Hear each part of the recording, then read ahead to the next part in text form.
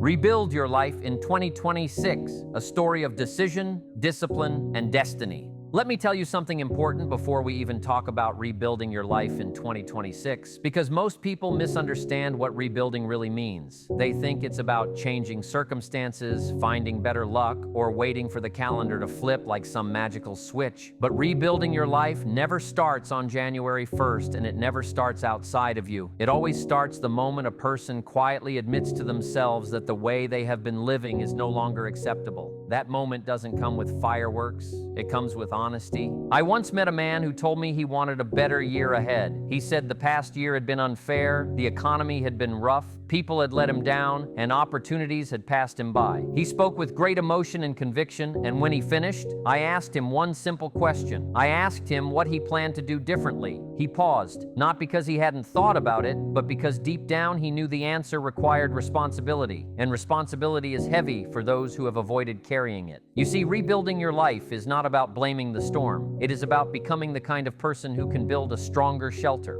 As 2026 approaches, many people will make resolutions. They will promise to wake up earlier, work harder, spend less, learn more, and finally become the person they admire from a distance. But most of those promises will quietly disappear by February, not because people lack desire, but because they lack structure. Desire without discipline is like ambition without direction. It feels powerful for a moment and then fades. Rebuilding your life requires something far more dependable than motivation. It requires standards. Standards are the invisible lines you draw for yourself that determine what you will tolerate and what you will no longer accept. If you tolerate chaos, chaos will remain. If you tolerate mediocrity, mediocrity will become familiar. If you tolerate excuses, excuses will shape your future. The year 2026 will not ask you what you want. It will respond only to what you consistently do. Time has no sympathy, but it has great rewards for those who respect it. I remember being told once that life rewards value, not need. And that lesson stayed with me because it explains why so many good people struggle. They are kind, hopeful, and well-intentioned, but they have not yet become valuable in the marketplace of life. Rebuilding your life means rebuilding your value. It means becoming more skilled, more disciplined, more reliable, more thoughtful, and more intentional than you were before. The world doesn't pay for wishes. It pays for results.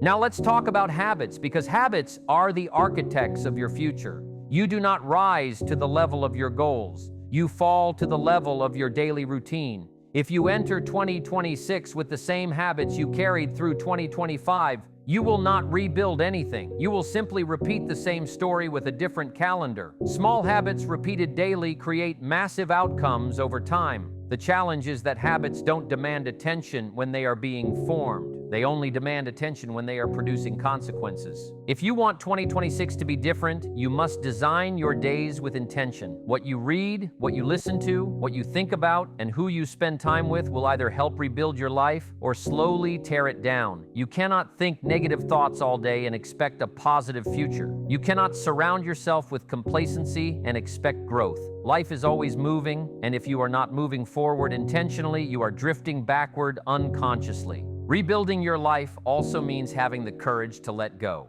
Many people carry the weight of old mistakes, broken relationships, missed opportunities, and past failures into every new year. They say they want a fresh start, but they keep dragging yesterday into tomorrow. You cannot build a new future while constantly visiting the ruins of the past. Learn from it, yes. Respect the lessons, absolutely. But do not live there. The past is a classroom, not a residence. There was a season in my life when I believed that circumstances controlled outcomes. I thought if things improved around me, then my attitude, my discipline, and my results would improve too. I had it backwards. When I changed what I demanded of myself, circumstances began to change naturally. Rebuilding your life in 2026 will not require permission from anyone else. It will require a decision that you will no longer negotiate with your potential. Let's be clear about something else. Rebuilding is not comfortable. Growth rarely is. If you are waiting for comfort before you commit, you will be waiting a long time. Discipline weighs ounces, but regret weighs tons. The discomfort of doing what is necessary today is far lighter than the pain of wishing you had done it years from now. Every meaningful life is built on the willingness to do what is hard while it is still easy to choose. One of the most important areas to rebuild is your self-respect. Self-respect grows when your actions match your words. Every time you say you will do something and you don't, you weaken trust with yourself. Every time you keep a promise to yourself, no matter how small, you strengthen your confidence. By the end of 2026, you will not be proud because of what you hoped for. You will be proud because of what you followed through on. Financial rebuilding follows the same principle. Money is not emotional. It does not respond to desperation. It responds to discipline, skill, patience, and value creation. If you want a different financial future, you must become a different financial thinker. Spend less than you earn. Invest in learning before luxury. Think long-term while others think short-term. Wealth is not built in dramatic moments. It is built quietly through consistency. Rebuilding your life also means redefining success. Success is not what impresses others. It is what gives you peace at night. It is knowing that you are becoming stronger, wiser, and more capable than you were yesterday. It is progress with purpose. If you chase applause, you will live anxiously. If you chase growth, fulfillment will follow. As the year 2026 unfolds, you will face distractions. Old habits will knock on your door dressed in familiar comfort. People will question your changes. Some will misunderstand your discipline. Others may even mock it. Let them. You are not rebuilding your life to fit into someone else's expectations.